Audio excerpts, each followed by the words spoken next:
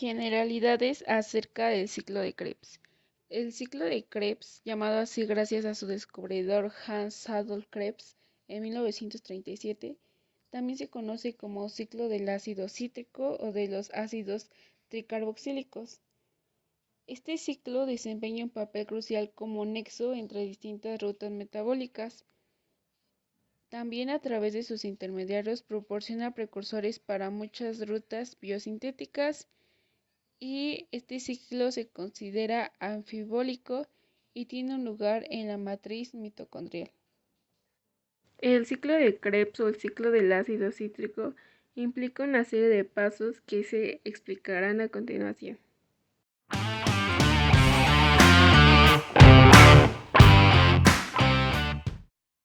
Al primer paso del ciclo de Krebs se le llama condensación, que es la condensación entre una molécula de acetilcoenzima A de 2 carbonos y una molécula de oxaloacetato de 4 carbonos. Esta reacción es una condensación aldólica a la que sigue una hidrólisis que libera la coenzima A libre.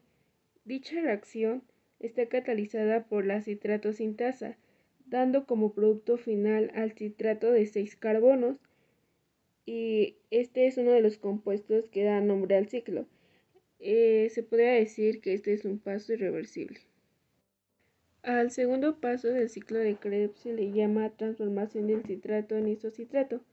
Con esta reacción que sucede en dos pasos, una deshidratación seguida de una hidratación, se pasa de un sustrato con alcohol terciario a una molécula con alcohol secundario, que resulta más fácilmente oxidable.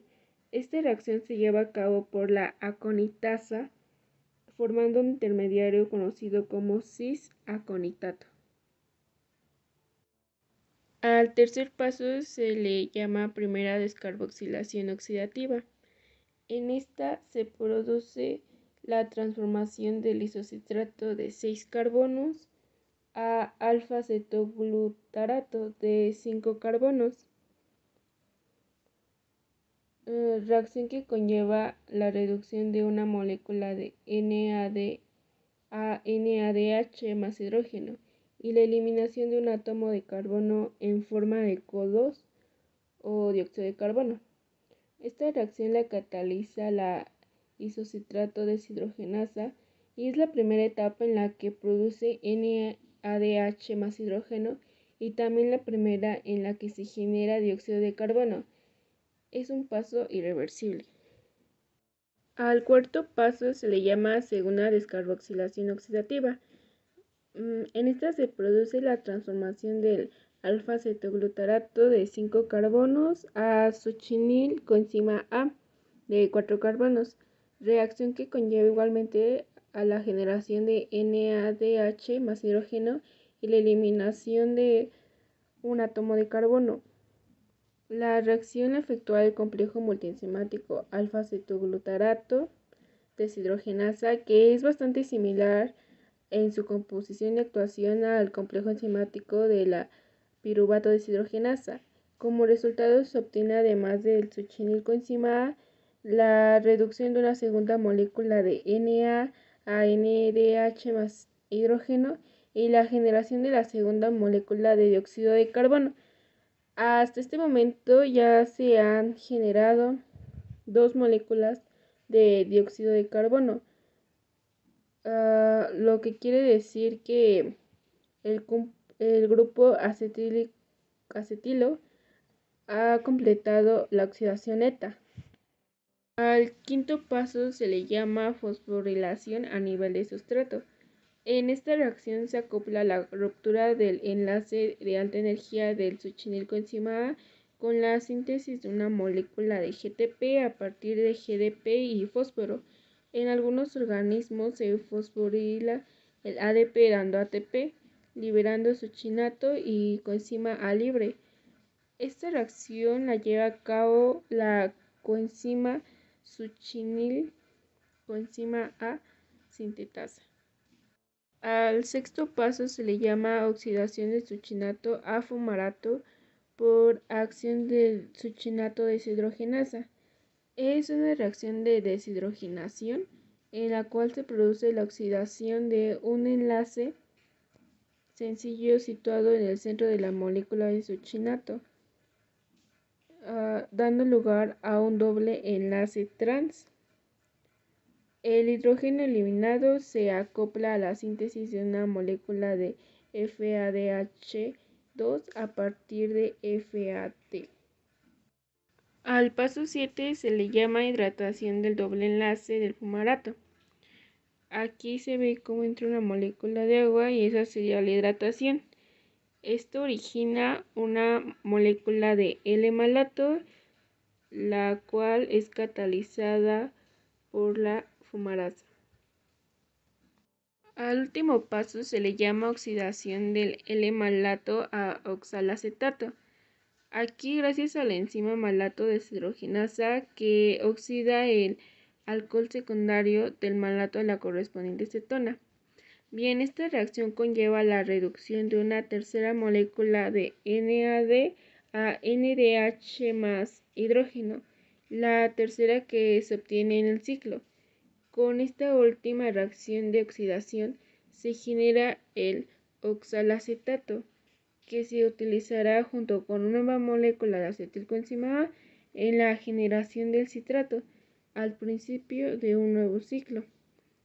Y entonces allí se vuelve a repetir todo este ciclo.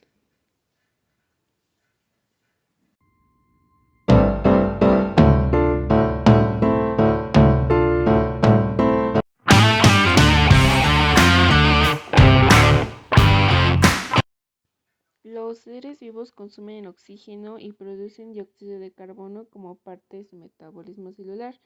Este hecho que había demostrado Lavoisier junto con el desarrollo de la enzimología a principios del siglo XX, que demostró que las oxidaciones biológicas eran catalizadas mediante enzimas intracelulares, permitió descubrir que estas reacciones de transferencia electrónica aprovechan la energía libre producida para obtener energía química en forma de ATP, siendo estas reacciones la base de la obtención de energía a nivel celular.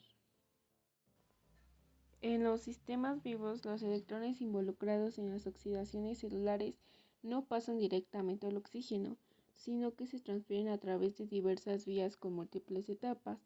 Los electrones de las oxidaciones se emplean en una primera etapa para reducir el NAD y FAD a NDH más hidrógeno y FADH2 respectivamente.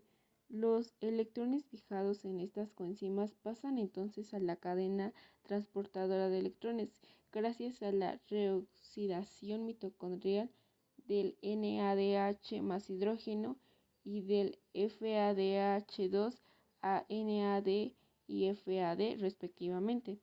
Los electrones sufren un proceso de oxidación-reducción secuencial a través de determinados centros redox, complejos mitocondriales, para finalmente reducir el oxígeno a agua. Este proceso por el cual se transfieren los electrones desde las biomoléculas del alimento hasta el oxígeno suele denominarse respiración aerobia o respiración celular. En este proceso, una serie de protones se transfieren desde la matriz mitocondrial hacia el espacio intermembrana de la mitocondria, de modo que se crea un gradiente de protones, gradiente electroquímico. Este gradiente resultante sirve para impulsar la síntesis de ATP a partir de ADP y fósforo, a través de la llamada fosforilación oxidativa. La respiración celular, cadena transportadora de electrones, y la fosforilación oxidativa tienen lugar en las mitocondrias de las eucariotas, cuya membrana interna es impermeable a la mayoría de las pequeñas moléculas de iones, incluyendo los protones. En los procariotas que carecen de mitocondrias pueden realizar la respiración celular gracias a las proteínas de la cadena de transporte electrónico que se encuentran en la membrana plasmática. Complejos y transporte electrónico. La mayoría de los elementos que se van a utilizar en la cadena transportadora de electrones provienen de la acción de las deshidrogenasas, que recogen los electrones de distintos procesos catabólicos y los catalizan hacia aceptores universales de electrones, principalmente NAD y FAD. Entonces los electrones fijados por estas coenzimas se transfieren a una serie de transportadores asociados a la membrana interna de la mitocondria conocidos como complejos. Estos complejos transportadores de electrones son de naturaleza proteica y poseen diversos grupos protéticos capaces de aceptar y de donar electrones. En la cadena respiratoria intervienen tres tipos de moléculas capaces de transferir electrones: la ubiquinona o coenzima Q, una quinona hidrofóbica, los citocromos, proteínas que tienen como grupos protéticos grupos hemo como con hierro, y las proteínas con agrupaciones